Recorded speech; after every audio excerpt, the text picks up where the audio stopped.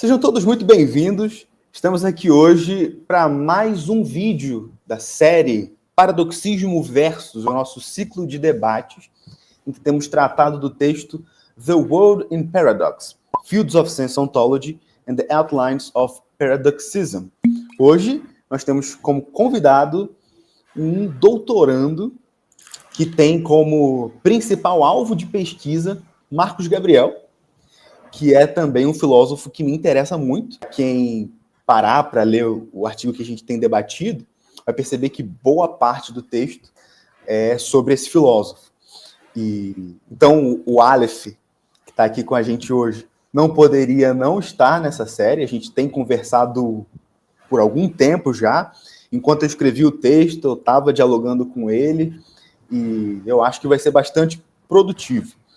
Por isso, eu vou passar a palavra aqui para ele, para que ele possa se apresentar, mas já adianto que o nome do vídeo é Paradoxismo versus Clavicularidades.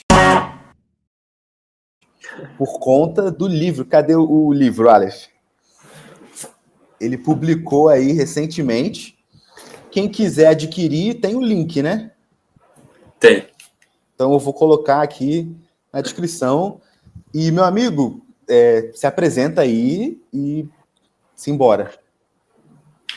Bem, obrigado, Gabriel. A gente chama, os colegas, né, o pessoal que pesquisa junto, a gente chama de GAC para diferenciar do Gabriel, que é o Marcos Gabriel, né? E aí tem um outro Gabriel também que estuda com a gente, que é o Gabriel Loureiro, né? E a gente chama ele de Loureiro, para não chamar, para reservar o Gabriel para o Marcos Gabriel. E aí o GAC aqui, né? Então, grato pelo convite aqui, sou grato pelo convite para participar dessa gravação. E, bem, meu nome é Aleph, eu sou doutorando em filosofia na Universidade Federal de Pelotas, mas vocês vão perceber que meu sotaque não é do Rio Grande do Sul, né? Eu sou recifense, fiz a minha graduação e o mestrado em filosofia na Universidade Católica de Pernambuco, mas vim para o Rio Grande do Sul para fazer o meu doutorado, sou orientando do professor Evandro Barbosa e recebo uma bolsa CAPES, a qual eu sou grato à instituição também. Bom, aí o GAC me apresentou como representante das clavicularidades, né? Mas esse livro, né? A história dele é basicamente um empreendimento um esforço, né? Que eu escolhi fazer no ano passado para aproveitar as minhas leituras e as reflexões que eu tinha ao longo das leituras que eu fazia, principalmente da tradição alemã da filosofia, que é o que tem mais me interessado, mas alguns outros livros de interesse pessoal também. E aí, cada dia, basicamente diariamente, nos dias úteis, eu selecionava uma pequena parte, uma clavícula, uma pequena chave, uma pequena citação daquele livro, e começava a desenvolver o que eu reconhecia como qualidades daquela citação, daquela pequena chave, daquela clavícula. Então, eu começava a desenvolver as qualidades que eu reconhecia naquele pensamento. Então, são as clavicularidades, são essas reflexões diárias que eu fiz ao longo do ano passado sobre cada citação que eu selecionava, que me chamava a atenção de um livro que eu estivesse lendo. Mas são reflexões independentes de uma filosofia mais pura, vamos dizer assim, e não tão interessada em se enquadrar dentro dos moldes do academicismo. Pelo menos nesse primeiro momento, foi um exercício de escrita, então, de um estudante de filosofia. Eu lembro de você falar que você, acho que leu um trecho que meio que te compeliu a ser mais ativo, né, Sim, na também interação filosófica. Um trecho de um texto do Schelling, é a primeira citação que eu trago, que ele critica, eu falo que é um desafio de um sincero estudante de filosofia, não ser como certos estudiosos da filosofia que, segundo Schelling, não são capazes de ler e pensar para além da letra, limitando-se em sua falta de ousadia e liberdade de pensamento, a repetir literalmente, em nada contribuindo para o desenvolvimento da filosofia. Na verdade, não é um texto do Schelling, né? É do Pereira, do Caio Heleno, eu acho. É uma introdução ao livro do Schelling sobre a forma da filosofia e sobre o eu. E aí esse texto dele me incentivou a ser mais ativo nas reflexões. A gente estava até falando mais cedo, né, de que em alguma instância parece que tem um vão, assim, na nossa cultura brasileira, nas mídias sociais mesmo, de pessoas lidando com filosofia, mas de uma forma talvez um pouco mais ousada, criativa, se esforçando para pensar junto com o que ela está lendo, com o conteúdo que está ali posto como já filosófico, né, e desenvolver algo em cima disso e tal. E, inclusive, vou deixar aqui o link também, porque o Aleph tem um canal. Estava postando há um tempo atrás as clavicularidades diárias, né, por lá. Tá, mas Ainda tá? não estou mais. Estava lendo algumas, né, que eu estava escrevendo, mas não estou mais por causa do direcionamento que a gente estava conversando também. Estou mais focado na tese no momento. Sim. Mas de vez em quando é possível que apareçam alguns. Eu vou deixar o link aqui, porque Eu o Aleph publiquei tá nessa. recentemente uma apresentação que eu fiz no ano passado, no Sua Tese em 3 minutos, né? Tem um Uhum. videozinho lá que conseguiram gravar no meio da plateia, da minha fala resumindo o projeto da minha tese em 3 minutos. Eu vou deixar o link aqui também, porque o Aleph tá nessa, junto com o canal aqui Virada Realista Brasil, de tentar produzir filosofia de uma forma que não deixe de ser rigorosa, mas que não seja só uma repetição da história da filosofia, como o trecho ali fala, né, uma mera paráfrase e tal. E tem um trecho do artigo, que é o tema do nosso debate, em que eu cito o Graham Harman, um filósofo que eu gosto, né, e ele pega boa parte da filosofia dele do Heidegger. Só que em um determinado momento lá do objeto quádruplo, ele fala, então, como eu gosto do Heidegger, e eu acho que tem coisas muito interessantes aqui, eu vou honrar ele, não simplesmente repetindo o que ele está falando, mas tentando produzir em cima disso, né? Ver as limitações e ir para além e tudo mais. Então, eu acho que tem esse entendimento de que fazer filosofia de uma forma que honra aquilo que está para trás, não é virar um dogmático, quase um religioso que segue o que está ali no texto e pronto, mas é antes se esforçar criativamente, intelectualmente, para produzir em cima, e é o que eu sei que o Aleph tenta fazer, e a gente aqui também. Então, espero que esse debate sirva para aquecer esse cenário de produções mais criativas em filosofia aqui no Brasil, né? Seguimos nessa tentativa de fazer da filosofia mais do que uma revisão da história da filosofia, né? E é isso, é entender que somos seres humanos do mesmo jeito que Platão e Aristóteles eram seres humanos. Somos seres humanos tanto quanto Heidegger, Hegel e Kant eram seres humanos. Então, se eles foram seres humanos e foram capazes de produzir filosofia genuinamente verdadeira, que é lida e relevante até hoje, por que qualquer um também que estude filosofia hoje não é capaz de produzir alguma coisa relevante? Então, pensar não ser capaz talvez seja um pouco do que popularmente a gente chama de uma síndrome de vira-lata do brasileiro, né? Mas a gente tenta se entender tão ser humano quanto qualquer outro filósofo, e por isso tão filósofo quanto qualquer outro filósofo, né? Basta a gente se dedicar para fazer jus a essa ideia. Não que seja fácil, né? Não estou dizendo que eu consigo, mas a busca é essa, né? Eu tenho que entender que eu penso comigo, né? Que eu tenho que entender que eu sou capaz. Eu acredito que o GAC também, e acho que a gente tenta produzir alguma coisa nesse sentido, né? De vez em quando eu digo que a ideia de produzir o paradoxismo é competir com Hegel, com Platão, porque por que não, sabe? Ah, não, mas eles, mas a gente aqui também, então vamos. O próprio Gabriel também, né? Gabriel, na introdução do Porque o Mundo Não Existe, ele fala sobre a ingenuidade da filosofia, né? A filosofia ela tem essas questões que são ingênuas. Então, pode ser ingenuidade pensar que a gente é capaz de competir. Mas as próprias perguntas que deram origem a toda a filosofia, elas são ingênuas. Elas são perguntas, muitas vezes, de crianças. Ah, qual a origem de tal coisa? Ah, por que o mundo é assim? Ah, o mundo existe, né? Ah, o que é uma coisa contraditória? O que é uma contradição? Por que uma coisa é assim e não daquele jeito? E uma coisa que eu me pego pensando de vez em quando é que, assim, não para no decorrer da história, de existirem expoentes no meio filosófico, né? Então, tipo, a gente está aqui conversando agora e tem pessoas vivas que são expoentes, assim como nas décadas passadas e daí por diante. E aí eu sempre fico pensando, tipo, por que não pode, no futuro, essa galera expoente incluir nós, sabe? Eu, o Aleph, brasileiros que deixem uma marca forte. É claro que tem, né? Mas eu acho que tem muito menos do que poderia, por causa exatamente disso que o Aleph estava falando, da gente achar que filósofo é quem tá para lá.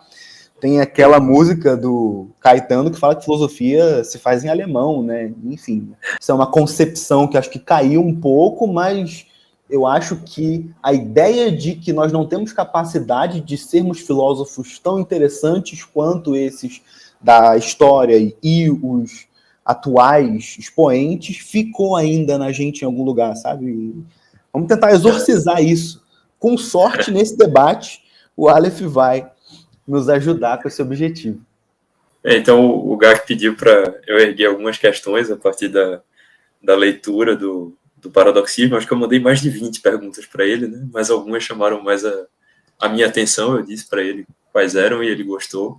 Então, ficamos com 4 questões, né, que vamos tentar trabalhar aqui. E a primeira pergunta assim, que eu teria é se, o que é uma grande questão para mim, né? Eu estudo na minha tese o livro do Porquê o Mundo Não Existe, do Gabriel, onde se trabalha muito a questão da existência, né? De quais as condições para algo existir, qual o critério de existência, né? Então, a partir dessa investigação, que é de grande interesse para mim, eu queria perguntar ao Gá, que pergunte se, para o paradoxismo, é possível existirem objetos sem sentido. Ou seja, e sentido aqui no sentido freudiano, que é o sentido que eu mais gosto da palavra sentido. Ou seja, se é possível existirem objetos sem nenhum modo de apresentação. Para mim, faz completo sentido quando Gabriel afirma que tudo que existe é determinado. Em alguma medida, aquilo que existe é determinado pelo fato de ser uma coisa e não outra. Então, eu não consigo fazer sentido de um objeto sem sentido, de um objeto que não seja em alguma medida determinado. Ainda que ele seja, talvez, um objeto vago. O Gabriel, na ontologia dos campos de sentido dele, não tem problema, né, com objetos vagos. Mesmo se a gente pensar num objeto fortemente indeterminado, ele ainda é determinado enquanto indeterminado. Ele tem a determinação de diferir de outras coisas e etc. Então, na verdade, eu vejo todo o esquema do paradoxismo como uma tentativa de fugir desses objetos que não apareceriam de modo nenhum, ou seja, não seriam determinados. Porque quando você tem um objeto e o Gabriel fala sobre isso no Porquê o Mundo Não Existe, né? Tipo, de você pensar num objeto que tudo que você sabe sobre ele é que ele é diferente de todas as outras coisas. No fim das contas, tanto esse objeto transparece como muito vazio, você não está individuando coisa nenhuma de fato, não fica muito claro o que você está alcançando com uma colocação desse tipo. E, por outro lado, quando você começa com essa conversa de existem objetos que estão completamente fora do alcance, digamos, do conhecimento, mas não precisa ser do conhecimento humano. Está fora do alcance de aparecer para qualquer coisa. O Graham Harman vai um pouco por essa linha. O que acaba sendo endossado com isso, pelo menos nas vertentes que eu vi, né, me parece que é uma consequência desse tipo de compromisso, embora talvez alguém faça um que não vá por essa linha, mas do que eu conheço, me parece que ter esses objetos leva a uma espécie de fideísmo. E, tipo assim, é um objeto que está para além de qualquer relação, Então eu não posso ter nenhum contato com ele, nem mesmo um contato intelectual, mas eu postulo que ele existe, meio que como um salto de fé, digamos assim. E eu tenho receios com esse tipo de abordagem, porque para mim na filosofia a gente tem que conseguir justificar, tem que estar ali num campo de razões em que eu posso argumentar em favor de uma coisa com a esperança de demonstrar a verdade daquilo, sabe? O que não seria possível com esse tipo de objeto. Então, em alguma instância, o movimento do paradoxismo é uma tentativa de fundamentar, de fazer com que seja realmente plausível essa noção do Gabriel de que os objetos sempre são determinados, eles sempre têm sentido.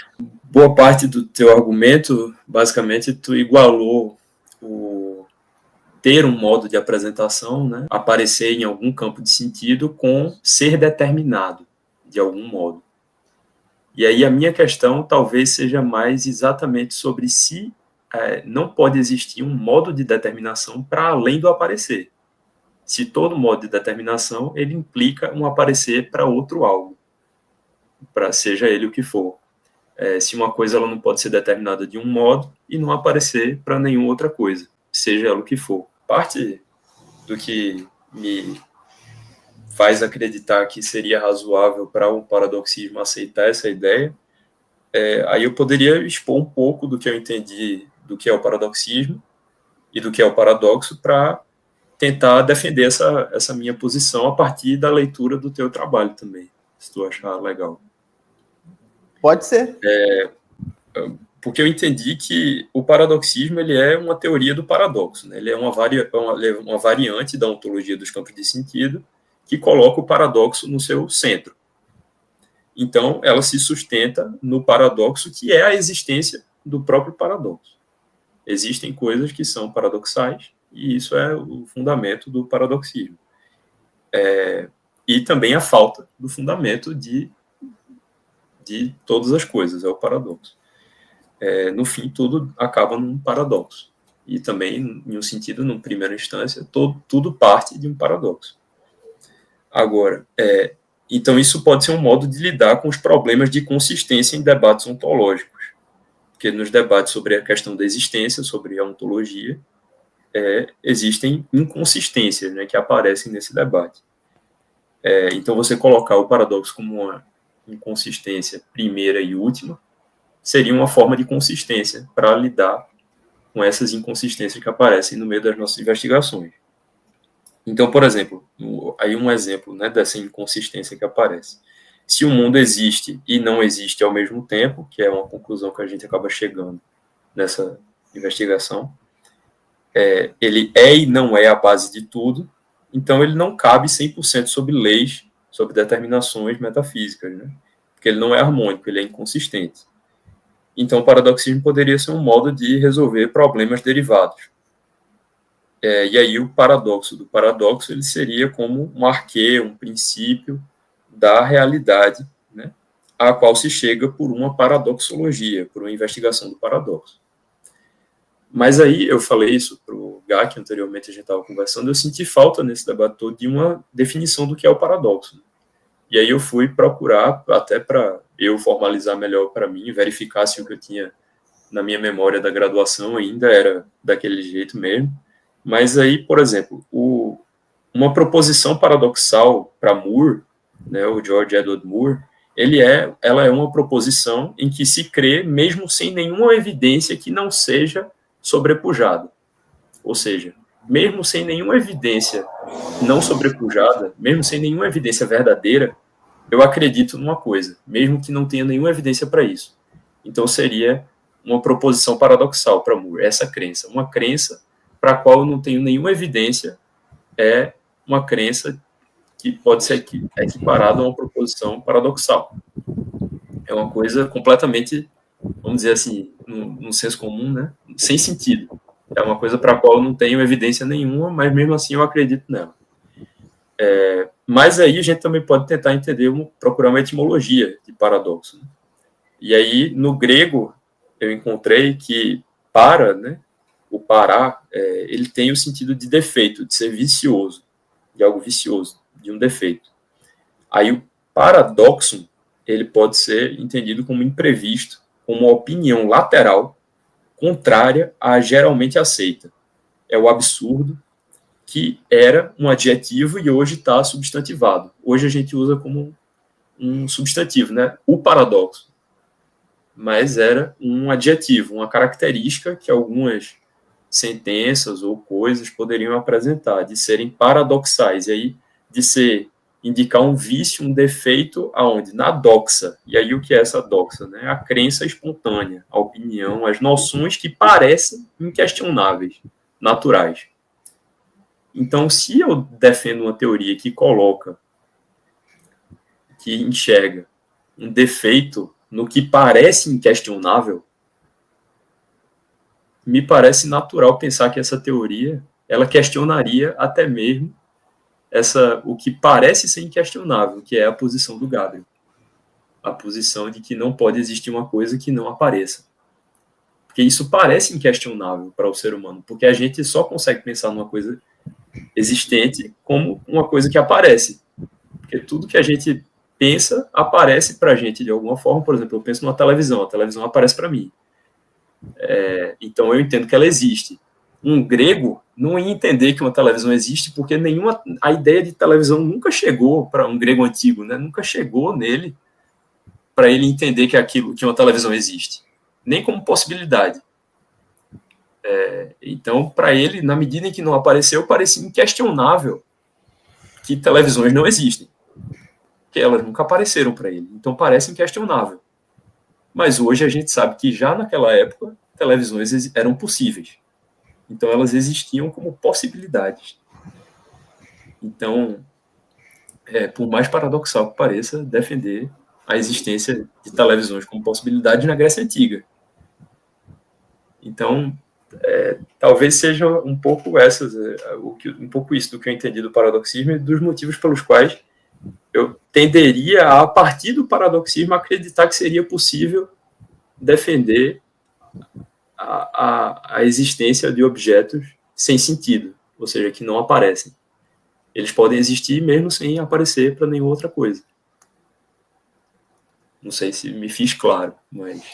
Fez sim, só tem muitas coisas. Eu vou tentar sumarizar da forma mais concisa que eu consigo. Primeiro, sobre a questão do aparecimento, né? Isso daí eu vejo sendo colocado, eu não me lembro agora nenhum crítico em específico, mas eu tenho essa memória do pessoal utilizando o aparecimento do Gabriel como se fosse um aparecimento que precisa estar aparecendo para alguém. E não é isso que eu vejo lá.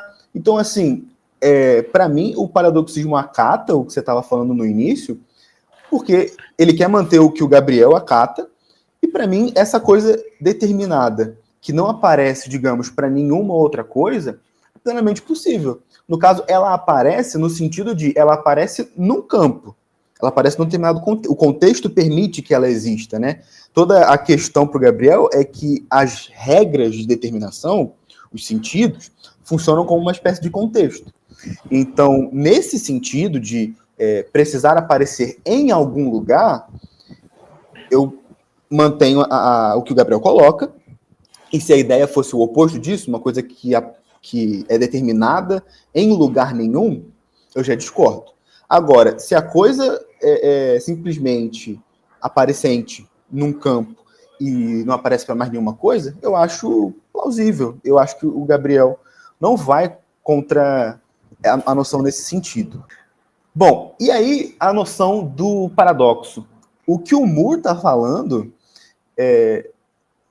tem um vínculo forte, me parece, com a definição etimológica, que é a ideia de você defender uma coisa sem justificação.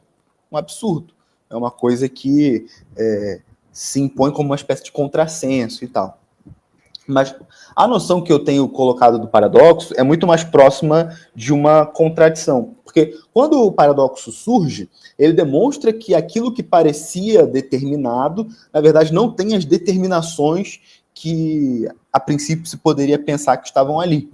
Então, a minha noção de paradoxo, e eu coloco isso no texto, mas eu quero até refinar um pouco, dar ares mais técnicos, digamos assim, para minha definição, isso vamos ver aí nos próximos episódios.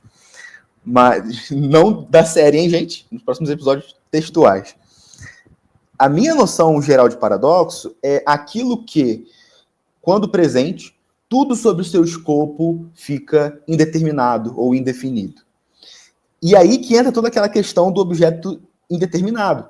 Porque se o paradoxo simplesmente governasse tudo enquanto um paradoxo, e o que ele faz é indeterminar as coisas, então tudo o que nós teríamos seria uma grande indeterminação, uma espécie de caos ontológico. A questão toda é que, afetando tudo, ele também se afeta.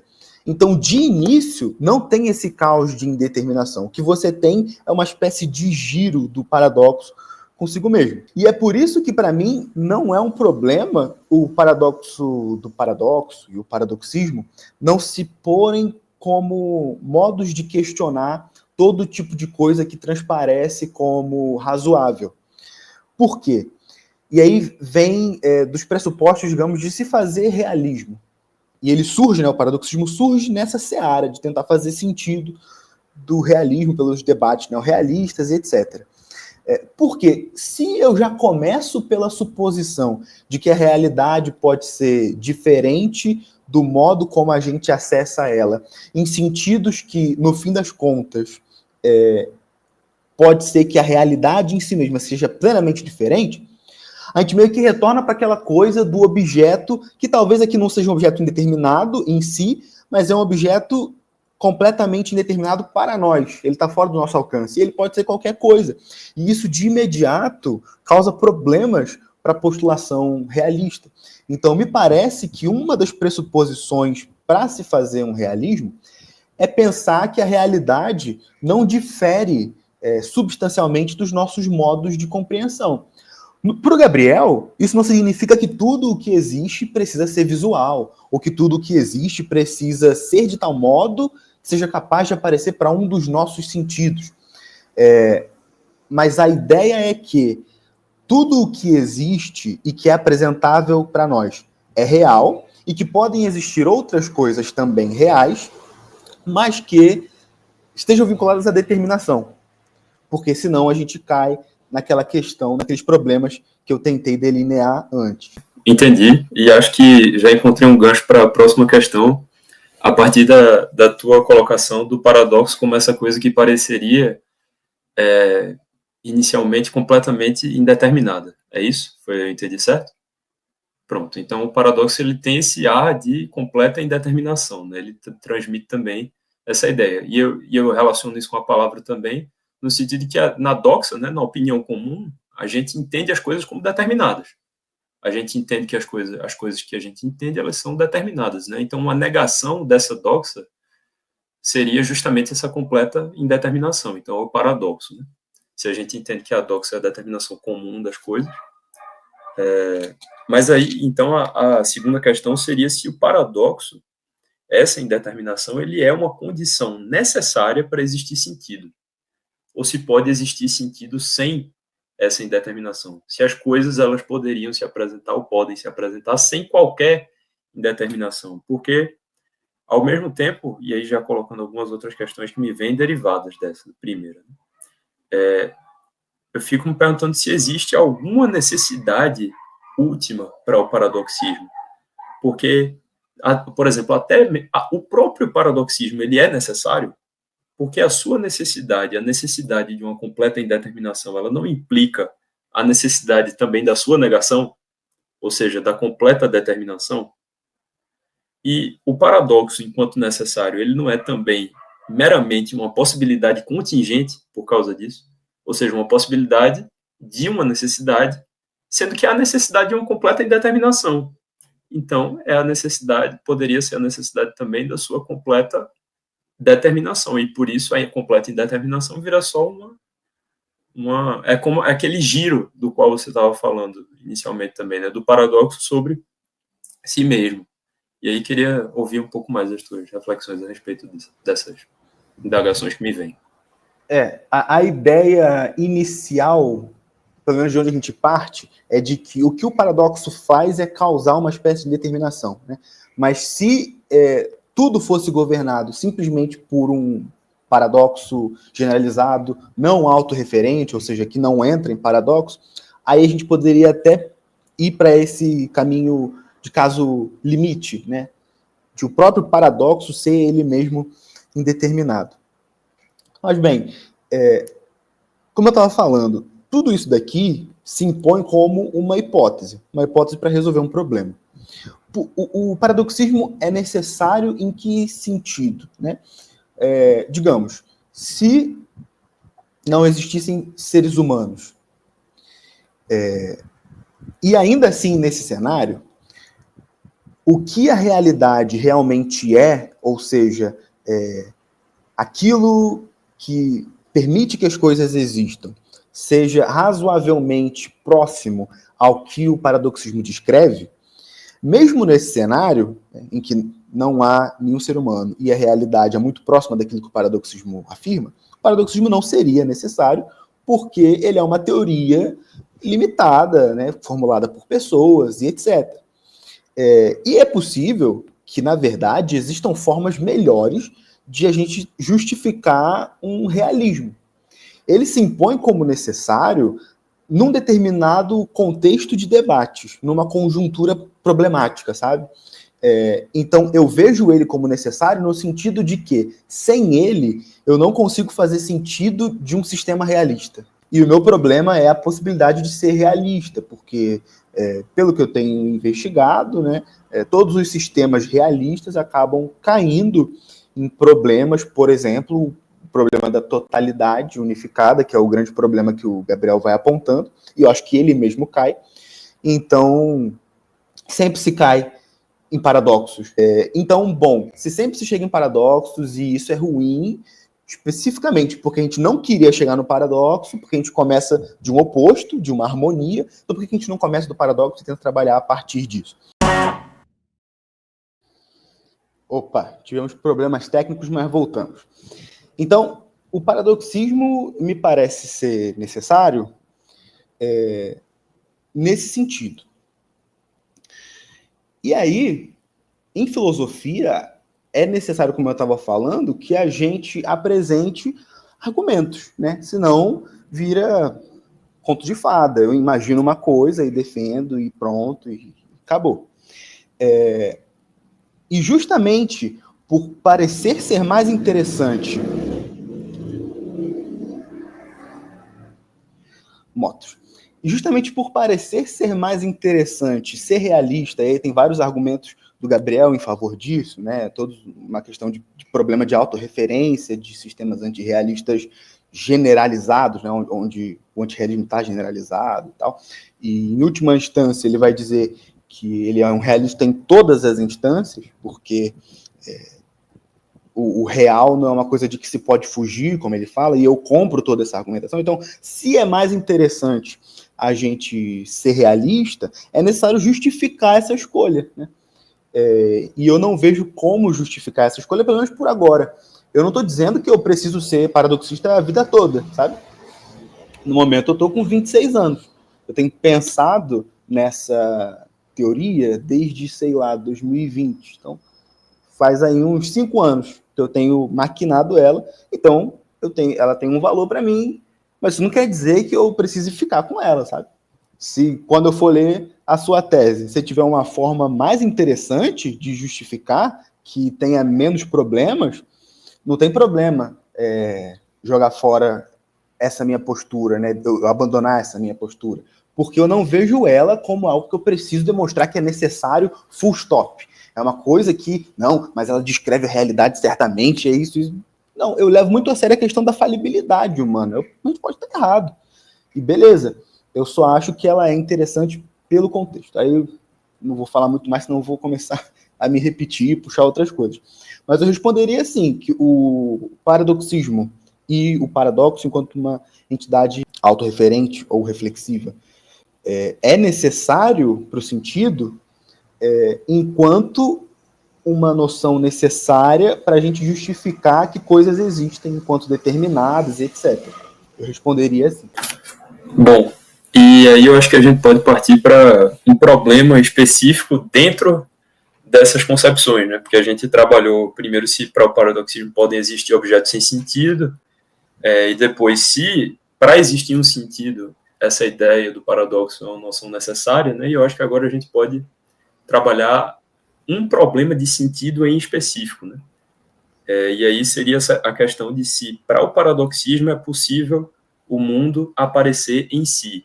E aí aqui a gente entende o mundo, né, pela filosofia do Gabriel, como o campo de sentido de todos os campos de sentido, ou seja, o lugar onde tudo se apresenta, a totalidade, onde todas as coisas são determinadas, né? E aí essa é uma questão interessante, se o mundo, essa totalidade pode aparecer dentro de si, especialmente para mim, porque o mundo não existe, o Marcos Gabriel, ele argumenta contra essa autoduplicação do mundo, né? Dentro de si. Ele afirma que isso é impossível, que o mundo, a totalidade, reapareça dentro de si, porque nada existe ao lado ou fora do mundo. Então, se o mundo aparecesse dentro de si, haveriam uma série de coisas ao lado do mundo e fora do mundo. Então, o mundo que aparece dentro de si não seria a totalidade, porque para além da totalidade, nada existe.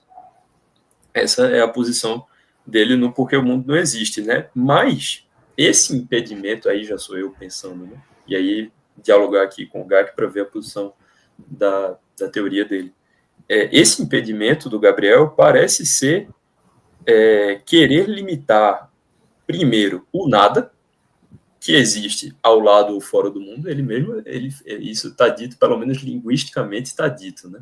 Eu fui verificar no alemão, o sentido é esse também, de que nada existe ao lado e fora do mundo. Então, primeiro, isso parece uma limitação do nada, dizer que o mundo não pode aparecer dentro de si porque o nada existe, porque nada existe ao lado ou fora do mundo. E também uma limitação do mundo às condições de consistência da doxa, ao que apenas parece inquestionável. Mas será que isso que parece inquestionável é inquestionável em todos os sentidos? Será que não há um sentido em que exista algo fora ou ao lado do mundo? Porque se defende uma primeira e última radicalidade do paradoxo, enquanto contrário a essas inquestionabilidades, não parece haver uma sustentação inabalável ao princípio de Gabriel, a esse princípio de que nada existe ao lado ou fora do mundo. O que nenhuma coisa existe ao lado ou fora do mundo. Isso poderia também ser questionado. Será que isso não é só uma impressão que chega para a gente? Tudo bem, talvez seja a única impressão que eu possa articular, mas será que eu tenho licença para limitar a resposta a essa impressão de que não pode existir alguma coisa para além da totalidade? Então, isso me faz dar licença para essa limitação, me faz parecer que o Gabriel não é tão comprometido assim com estarmos, como ele diz, emaranhados em infinitas possibilidades de nos aproximarmos do infinito, porque ele coloca limitações nas possibilidades do que pode existir. Se ele fala que o mundo não pode existir dentro de si, ele está limitando as possibilidades de existência. Então, nós não estamos tão emaranhados assim em infinitas possibilidades. As possibilidades, elas têm fim, e elas acabam nessa impossibilidade que ele apresenta. Pelo menos, é isso que parece complicado para mim. E aí, espero que eu tenha conseguido me fazer claro. São reflexões que eu estou desenvolvendo ainda também, então quero ouvir os pensamentos do Gak a respeito. Eu não teria problema com essa colocação do Gabriel se ele conseguisse, quer dizer, ainda assim a gente poderia problematizar assim, mas eu estaria mais disposto a comprar o que ele apresenta se ele conseguisse ele mesmo não postular um mundo, que é uma coisa que eu acho que ele não consegue fazer, né? A gente pode pensar isso tanto na via negativa quanto na via positiva, né? Ele fala de sentidos que, quando ele fala, estão vinculados a uma certa coisa que afeta tudo o que existe. Ele está dando um nome singular e destacando todos os sentidos que, nas suas formas mais singulares afetam só algumas coisas, blá, blá, blá. Então, ele postula uma espécie de... Ele fala sobre um reino do sentido. Então, ele faz essas postulações positivas. Mas, nas suas postulações negativas, ele tem uma dificuldade muito grande de conseguir fazer sentido das afirmações dele sobre o mundo, né? Até pela noção de um mainonguianismo formal, como ele fala que tem, a partir do qual, se eu me comprometo com alguma coisa, se eu posso me referir a alguma coisa, essa coisa existe em algum sentido. E aí ele faz essa exceção para o mundo, porque o mundo acaba não se encaixando numa descrição mais coerente de uma ontologia. Né? Uma ontologia coerente precisaria se livrar do mundo. Por quê? Porque paradoxos são problemas que precisam ser levados a sério. A gente tem a lógica paraconsistente, que tenta inserir contradições, né? E, em alguma medida, tem um paralelo forte, quase uma sinonímia entre a noção de contradição e a noção de paradoxo no paradoxismo, embora tenha nuances que eu quero abordar um pouco mais para frente em outros textos. Mas vamos pensar aqui como razoavelmente sinônimos, né? Então, quando eu tento reintroduzir as contradições, eu preciso ter em mente o que eu estou efetivamente fazendo, em que domínio eu estou trabalhando. Porque eu posso ter um sistema formal que afirma que pode acrescentar nele contradições, só que o que eu tenho, no fim das contas, é um sistema contraditório em si, porque ele tem um princípio que nega uma possibilidade. Que princípio é esse? É a partida da harmonia, é a partida da não contradição. Você parte de um certo estado de coisas bem determinado para chegar numa coisa que não é determinada, e você simplesmente inclui e faz funcionar a partir de um sistema formal que não justifica plenamente a sua aplicabilidade metafísico-ontológica.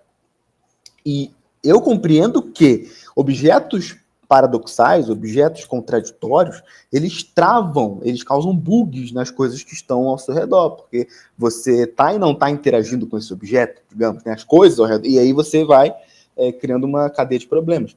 Então, eu entendo que faz sentido a busca por fugir do paradoxo, da contradição, especialmente se eu parto de um ponto de vista que começa pelo oposto, pela harmonia, como eu tendo a dizer. No entanto, como eu falei no início, eu acho que o Gabriel não consegue, a partir dessa harmonia, se manter harmonicamente na sua posição. Ele acaba entrando no paradoxo que ele quer evitar, ele acaba postulando um mundo. Então, para mim, o grande problema é ele não perceber isso e tentar fazer sentido desse problema em que ele se meteu. Então, assim, o mundo pode aparecer em si. Se o mundo aparece em si, você tem um paradoxo. E aí você chega na posição que eu estou tentando defender, ao menos numa certa esfera, né? Você pode chegar num paradoxo que não é reflexivo. Mas se você tem um mundo que aparece em si, você está num paradoxo. Se você tem aquela ideia do hiperpensamento, né, que também se vincula ao mundo aparecendo no pensamento e tal, você tem um lugar paradoxal. Bom, então, no fim das contas, toda a noção de mundo leva a um paradoxo. O problema é que o Gabriel não sabe lidar com esse paradoxo. E eu quero partir do paradoxo, né? Então, talvez até já adiantando a resposta à quarta pergunta, que o Aleph mandou anteriormente, a gente conversou um pouco sobre. Eu não sei se ele ia acrescentar mais coisas, ou Aleph, se tu tiver mais coisa para acrescentar sobre a quarta pergunta, acrescenta. Mas eu vou já dar um spoiler, que para mim o paradoxo é de fato o mundo. O paradoxo é aquilo que tudo abrange e abrange até a si mesmo. E por isso que, por ele se abrangir, e aí ele precisa ser uma coisa convoluta, né? Uma coisa que não é simplesmente fofinho e que, nossa, como tudo é harmônico. Ele é algo mais próximo do pólemos heraclítico, né? Ele é um destruidor. E aí ele se autodestrói. Então, essa que é a ideia. Eu vejo o mundo como sendo o paradoxo, e pensar no mundo como aparecendo em si, embora eu não vá dizer, não, de fato esse é o caso. O que acontece em todas essas opções é que elas levam ao paradoxo. E é daí que eu tento partir. Pois é, porque o o Gabriel é contra todas as imagens de mundo, né? Por exemplo, ele é contra formar uma imagem de mundo, porque toda imagem de mundo é limitada. Mas, ao mesmo tempo, o que a gente e outros estudiosos reconhecem no pensamento dele é que ele formula uma imagem de mundo, né? Ele diz que o mundo é o quê? É o campo de sentido de todos os campos de sentido. E o que é uma coisa? É o que aparece, o que é que existe? É o que aparece em um campo de sentido, que aparece no mundo. Então, tudo só existe o que tem sentido. Só existe o que aparece em um campo de sentido. Então, ele dá um critério de existência para a totalidade. Ele forma uma imagem da totalidade do que existe, que é a totalidade do que aparece em um campo de sentido, do que aparece em algum contexto. Né? Então, o que aparece em contexto nenhum, o que está no meio do nada, que seria a totalidade, não teria sentido, porque ela não aparece em nenhum contexto, porque além dela não tem nada. Então não tem contexto para ela se situar, então ela não existe. Mas não deixa de ser uma definição de tudo que existe. Né? Sim, no fim das contas, para negar, ele precisa se comprometer em alguma medida. É aquilo que eu tentei articular no início, né? E positivamente ele postula regras que alcançam tudo. E eu acho que é disso que tanto eu quanto você estamos tentando escapar, né? Assim, talvez de maneiras diferentes, mas dessa limitação que ele acaba se colocando. Parece que o mundo dele é muito limitado, no meu sentido, no meu caso, porque eu percebo que ele limita a possibilidade do ser ao aparecer. Então eu tenho essa tendência a pensar o ser para além da aparição. Então, não sei se eu igualo aparição à determinação ainda, como você. Para mim, talvez um modo de determinação seja o aparecer. Parece fazer mais sentido para mim. Não necessariamente tudo que é determinado de alguma maneira aparece. Porque o aparecer eu não consigo. Aí eu não consigo desapegar o aparecer, como você falou, da visão tradicional de que aparecer é aparecer para algo. Então, para mim, se aparece é para algo. Uma coisa em meio ao nada, ela não aparece, mas ainda assim ela pode existir, por mais que não tenha um percipiente, alguém que perceba. Então, mas ela é determinada. Eu ainda tendo a diferenciar um pouco. Mas, e também, não sei se eu concordo com a sua...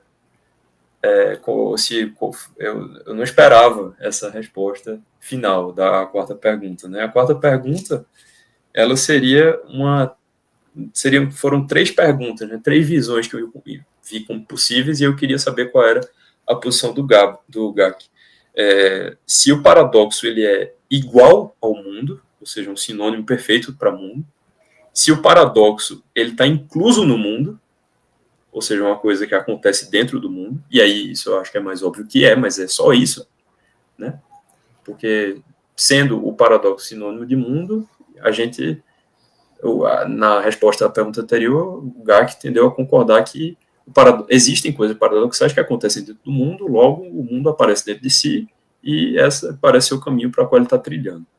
Ou então, se o mundo ele pertence ao paradoxo, ou seja, se o mundo ele é uma unidade, uma totalidade que existe dentro de uma dimensão paradoxal maior. E aí, essa última opção seria talvez a posição para a qual eu tenderia. Porque o paradoxo ele me parece mais abrangente do que o mundo. Porque no paradoxo está contida a possibilidade de completa negação da doxa mundana, da natureza mundana, do modo como as coisas aparecem no mundo, das determinações do mundo. No paradoxo está inclusa a possibilidade de completa negação do que o mundo é. Agora, seja qual negação for. Agora, no mundo, o mundo ele está condenado a ser a sua própria afirmação, seja ela qual for. Quer dizer, o mundo, para mim, eu concordo, eu tendo a pensar, a definir o mundo como a totalidade do que existe. Né? A questão que eu discordo do Gabriel é o que existe. Para mim, o que existe não é só o que aparece. O que existe, agora, o mundo ele é sempre essa afirmação do ser. enquanto no paradoxo parece estar contida também a possibilidade de negação dessa afirmação, seja ela qual for, seja de uma parte dessa afirmação, seja dela toda. Enquanto o mundo ela é toda a afirmação do ser, da existência. Então, por isso que o paradoxo ele parece mais abrangente do que o mundo para mim. Mas aí, se tiver mais alguma articulação para defender a tua posição de sinonímia do paradoxo com o mundo, estamos abertos a ouvir também. Eu acho que isso tudo vai dessa minha apreensão com a noção de uma coisa que não é determinada, né? Porque a noção de nada ou a noção do não ser são, ou esses objetos para além de qualquer determinação, vou usar esse termo, eu tenho muitos pés atrás, porque eu acho que a gente acaba abrindo portas para aquelas questões de fideísmo e etc. Então, o que eu penso de imediato é que o mais útil, o mais produtivo, seria você ter uma mesma, no mesmo nível, né, imanentemente, o ser e o não ser, coexistindo. No caso, o paradoxo como aquilo que destrói e ele se destruindo como aquilo que possibilita coisas harmônicas. Então, eu não penso numa esfera, numa grande esfera consistente. Eu penso que do paradoxo, esse paradoxo arqué, né, o que você tem são os campos de sentido do Gabriel. Por isso que, para mim, ele é o mundo. E os campos de sentido lidam com uma certa dimensão de consistência e uma certa dimensão de inconsistência. Em que nível a gente pode pensar que isso acontece em cada campo?